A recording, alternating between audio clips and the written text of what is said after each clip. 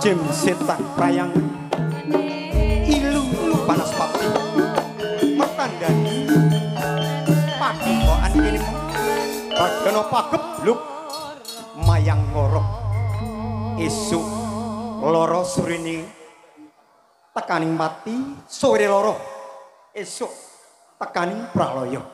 Duh Gusti ingkang maha welas asih. Mugi kepareng titah nyuwun pangapun ingkang kathah. Sakabehing ala rubeda wonten padepokan Patrayana bakar sumilik sumisih saka memala. Anggonku lumaku wiwit saka Brangwetan nganti wonten padepokan Kuda Patrayana kene mau kae mau ana pawungan tindak tanduke solah bawani asaja nyoloweti banget sapa sak tenaning pamone jaga tak perpekani padepokan Kuda Patrayana.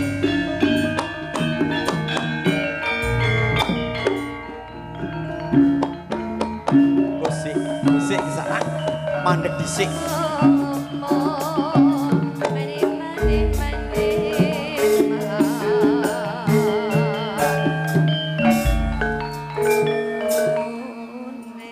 Kisana nggih anggonmu lumaku ketlarang-telarang wiwit anggonku jengkar saka Brangwetan nganti lalat dan padepokan Kuda Patrayana.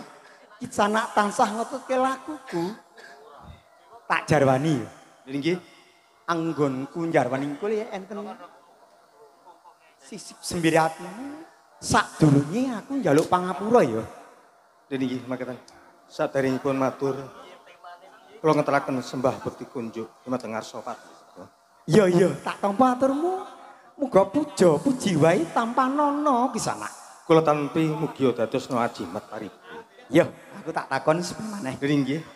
Kisana ki sapa lan ngendi papan dunungmu kanthi keroyo-royo ketlarang-larang wiwit saka Brangitan nganti laladan Kuda Patrayana kene Kisana.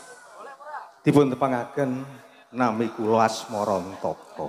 Oh, Asmarantaka. Nggih leres. Dene kula menika tiyang kang kliyang kabur kangenan mboten dunung papan.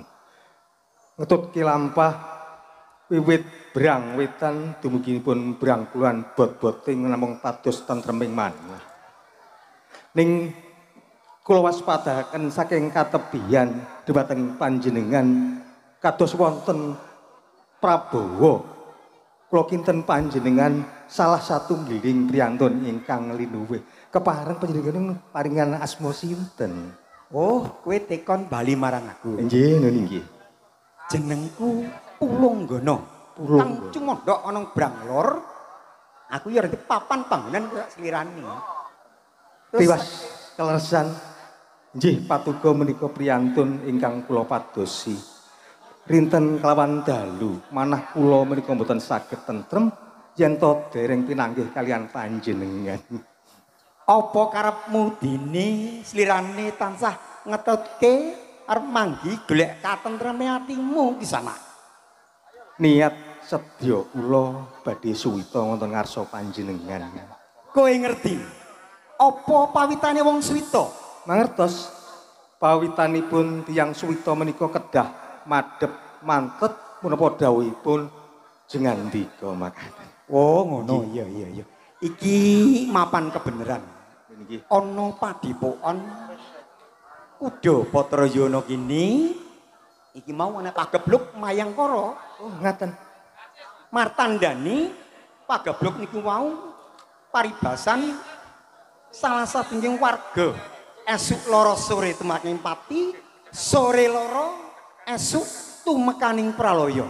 Mula miturut wisi ing Jawata sing tak tampa reribet iku mangsa langsung mingkir sadurunge padepokan Kuda Patrayana. Ya ana kene yen wis ana salah sawijining gambuh mula wiwit iku ga Kisana tak dandani dadi kambuh. Lho nggih nderek dawuh panjenengan.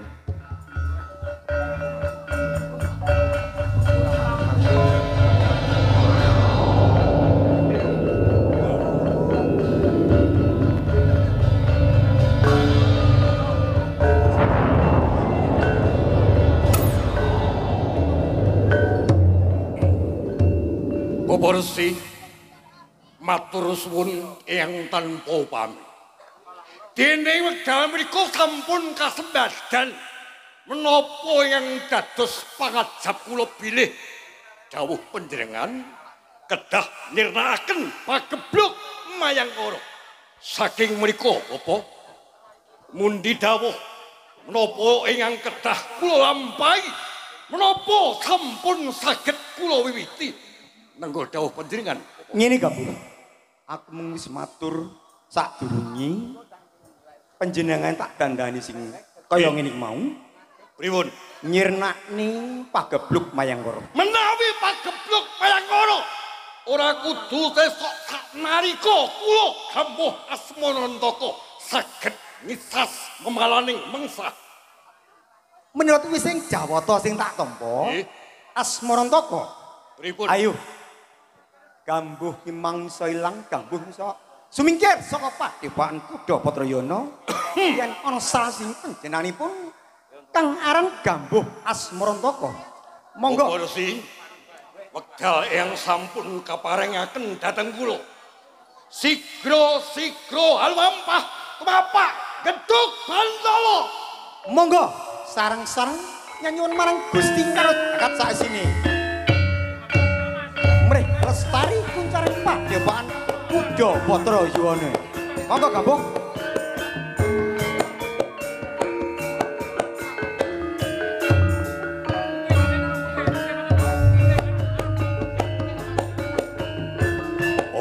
Mawigna Mastu Anawatidya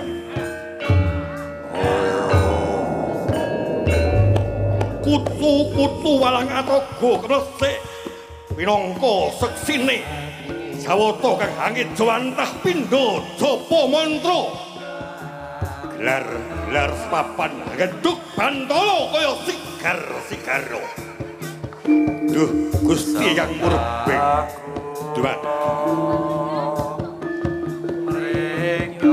kawujudna sih welas asih paduka dhateng kawula ingkang amemundi nyuwun dawuh urwentah pinangka kangge ngistas memalaning negari ing Padepokan Kuda Patrayana.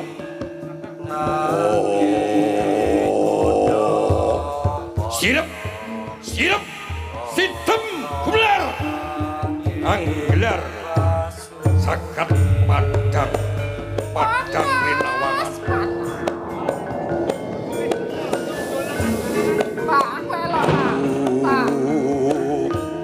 Awi kenapa Tuhan tidak?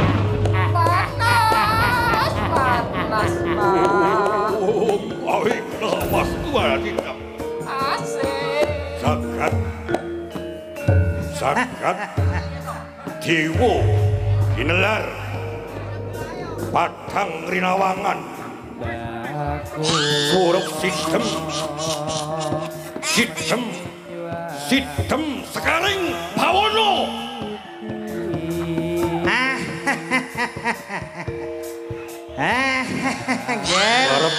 Titah ulun neneng Arcapada layak to layak kayangan sidik pangudal-udal hawaning panas banget kaya kena ubaling dahana kang mangalat-ngalat jebul ana titahing manungsa kang semedya menunggu puja layak to layak. Nggih titah ulun wis mangerti apa kang dadi kekarepanmu nggih. Badarna nggon sungu semedi nggih kae sawangen ana cahya cumara sasada lanang gedhene ya kuwi nggih wujuding pecut samandiman kuwi kinarya dadya srana sumila ing pedhut pepeteng haning padipokan patra yuwana ngger reksanen tampanen ngger pun ulun bali marang kayangan nggih pangudal-udal.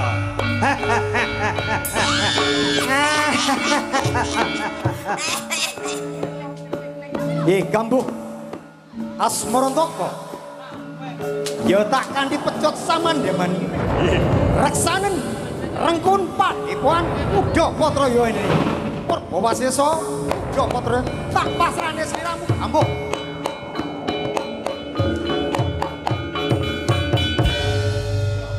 Sigro luampah leduk ampak ledek ya nyigar kejagat gumuruh prapraning para wadya Bathara lampahing satriya gumuruh tandha krita Yuwana